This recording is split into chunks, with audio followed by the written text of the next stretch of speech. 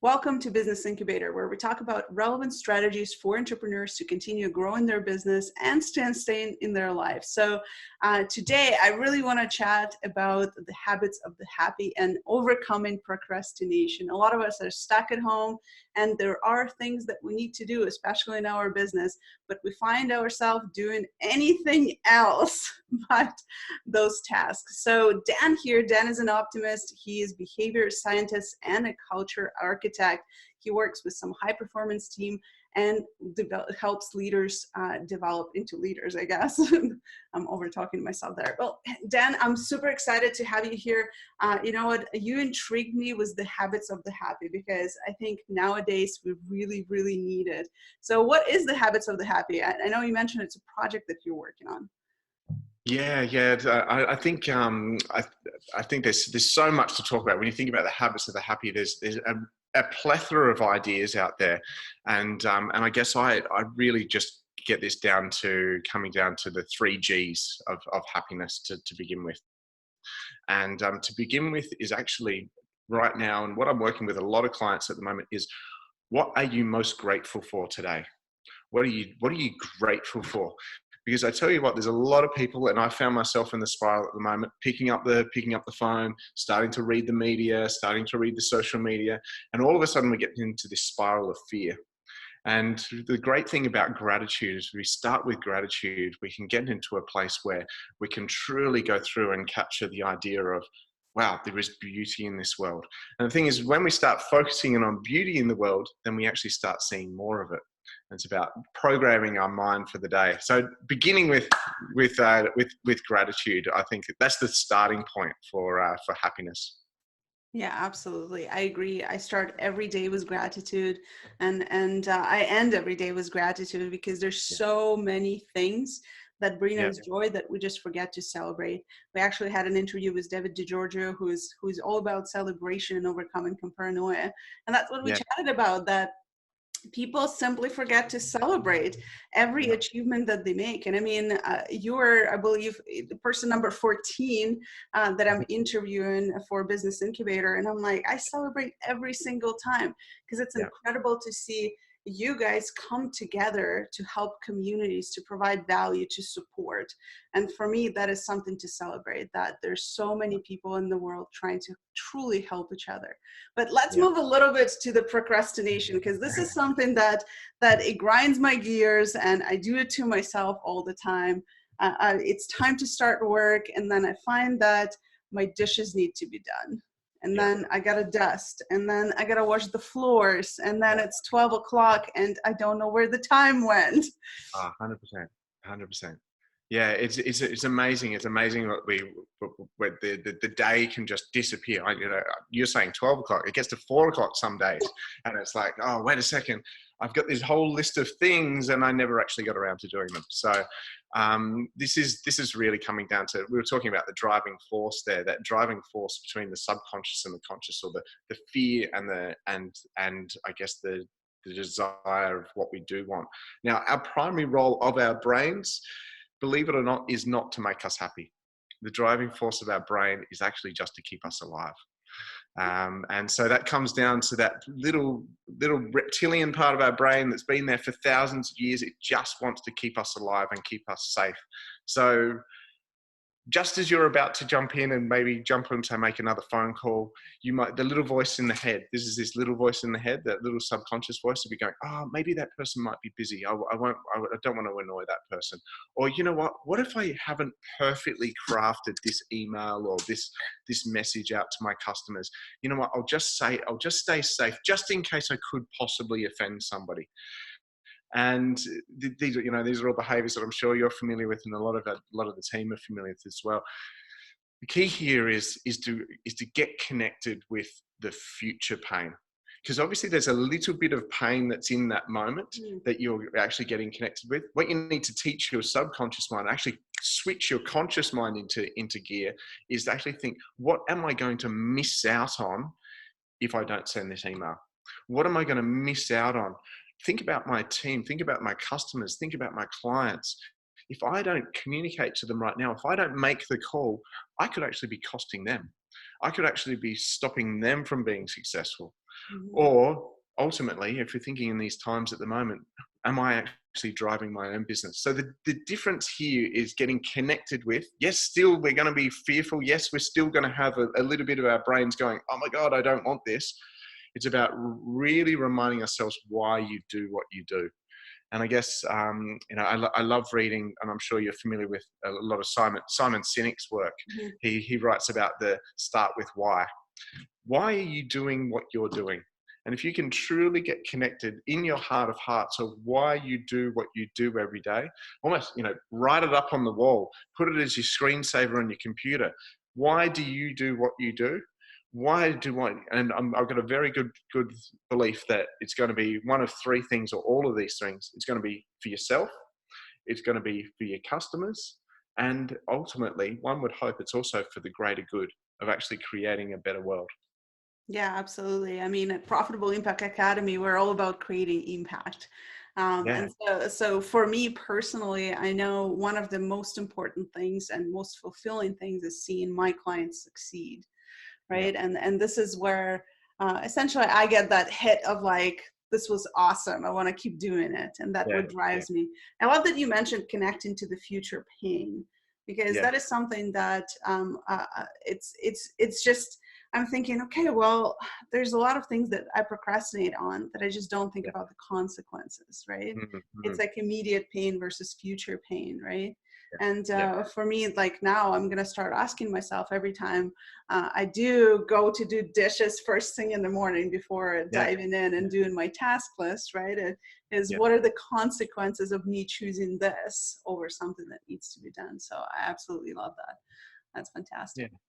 And yeah, so it is just getting clear on your why, connecting with what you're missing out on and who people are missing out on. And then there is also a strategy as well.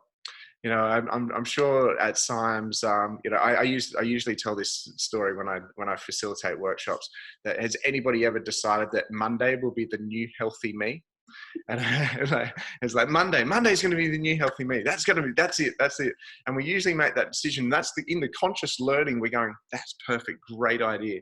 But then you usually make that idea on like a Friday afternoon, and then you have a few drinks on Friday night, and then you go out and you have a big meal on Saturday, and then you go, oh, I'll have some dessert. No, two desserts. I'll have two desserts. This is going to be fantastic. And then you drink a little bit more on Sunday. You've made the decision already that you're going to get up at 6 o'clock in the morning to go to the gym. But then on Sunday night, you set the alarm and you almost go, oh, I'll see if I wake up. Almost already, the subconscious mind is in control. It's telling you already, you're not going to wake up. Alarm goes off at 6 o'clock in the morning. The subconscious mind, that one that's just trying to keep you safe from harm, is alive and well. It'll be there. Do you realize how cold it is outside? Do you realize how beautiful and warm you are in this blanket? This bed is amazing right now. Do you know you're going to sweat? Do you realize that if you go to the gym, you're going to sweat? And do you know if you go to the gym, oh, you know what? You don't have the right gym clothes. You haven't bought the right gym clothes. There's no way that you could go out in public wearing what you've got. So this little voice is just trying to keep you safe at all times. So you do need to have a bit of a strategy as well. Sean Aker, I'm not too sure if you're familiar with his book, and I'd really, really encourage anyone to read his book. It's called The Happiness Advantage. And he really talks about, great strategies for going through and leading a happy and successful life. And he actually talks about the strategy of, he'll wear his gym gear to bed to avoid the obstacle of actually getting up. I put my gym gear next to the bed, so I'm sort of straight in there. But there's also, and this is getting back to that, the future pain, is the self-talk. Because the self-talk in that moment is, as the alarm goes off, Mel Robbins talks about the 5-second rule. I'm sure you've probably heard about. It's, what are you going to tell yourself in that moment? And that self-talk is, how am I going to feel if I don't go to the gym? How am I going to feel if I don't go to the gym? As you're putting on the clothes, putting on the shirt, putting on the pants, right? How am I going to feel if I don't go to the gym? And you know what you feel like when you press the snooze button and you wake up at 7 o'clock instead. That guilt hits in. It's like, oh, I really should have Mhm. gone. And no one ever does the extra hour sleep and goes, oh my God, that was the best sleep I've ever happened in my life. No, it doesn't happen. It does not happen. So it's about just getting connected and just realizing those little moments. So there's the mindset part. There's also a strategy to get it working as well. Absolutely. And I find the mindset part is so difficult for many people. And even for myself and in my experience, the gym thing that you're describing, I'm like, oh my God, he must have been like cameras somewhere. Like, because I've done it, right? And something that I started doing for myself too, that I found helped a lot, is just breaking it down into simpler activities that I know I can do and I don't have any resistance to, right? So even with the gym, I'll start thinking about it. Okay, well, I just got to put on clothes. I put on clothes every day. It's fine. I can put on clothes. I put on clothes and I'm like, okay, now I just got to drive to the gym. I drive all the time. I love driving. I actually really love driving. Like, I'm going to go and maybe like grab myself a tea on the way and like, you know, cruise around with good tunes. I can do that. It's only 10 minutes away. I can drive for 10 minutes. And I drive for 10 minutes and then I park and I was like, now I just got to walk. I got to walk. It's like 10 steps to the door. I walked before. I walk through the doors all the time. I mean, not right now, guys, but before the self-isolation. And I'm like, okay, that's fine. I can do that. And I walk through the door. Well, I'm in the gym now. What am I going to do? I can go on the treadmill. I've done the treadmill. I can do the treadmill. So I found that even breaking it down into smaller activities that I don't have resistance towards, just to get myself there, right?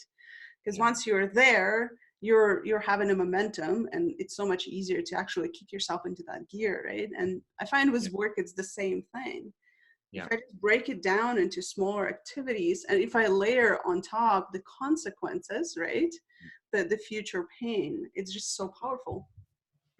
Yeah, no, I love that. I love that strategy. And what you're getting is you're getting a little dopamine hit in your brain. Every time. Yeah, it's just like scrolling through your phone. One little tick, you get that dopamine hit and you get addicted to it. It's, I can get dressed. I can do that. Next thing, I think I'm going to try to actually have like a written list and just start crossing off things. The satisfaction of crossing off things. Try that. So true. The thing about writing lists, and I'm going to ask you, have you ever written a list and crossed everything off before adding more things to the list? No. No, I haven't either. I've never actually it's always like it's almost like an idea. It's almost like an idea flow, and reward yourself for adding more things on there as well. I actually really enjoy the strategy that I recently learned from Brooke Castillo. She calls it an hour one. So you do a brain dump of everything and you put it in your calendar. So you actually like, don't keep it on your list. You put it in your calendar and then you throw away the list. So now you have no option of postponing this or procrastinating. It's in your calendar. You dedicated time to it. And then you have a little cue card that you carry around for if something comes up that you need to do later. So I find that a little bit makes it a little more emotionally satisfying with the list, because I have ended up with the lists that are tripled in size by the end of the week before I cross everything off. So and if you're like me, well, I've got to overcome this, but I used to be post-it notes everywhere. And in the end, you'll actually find that a lot of the post-it notes and a lot of the lists actually say the same things in some ways. They can be brought down into categories. So I love that idea. I love that strategy. That's great. Get that into the calendar. Great strategy. Yeah, for sure. So tell us one last tip on how to stay happy in the days of isolation. Yeah, well, I guess I only just gave the three. I call this you like this cat. It's the 3 G spots of happiness. I do like this. So the 3 G spots of happiness is to begin with is gratitude. So we've spoken all about gratitude. It actually wires your brain. You cannot feel fear, anger, frustration at the same time as being grateful. It's just not humanly possible. So starting with gratitude is really, really important. The next thing is growth.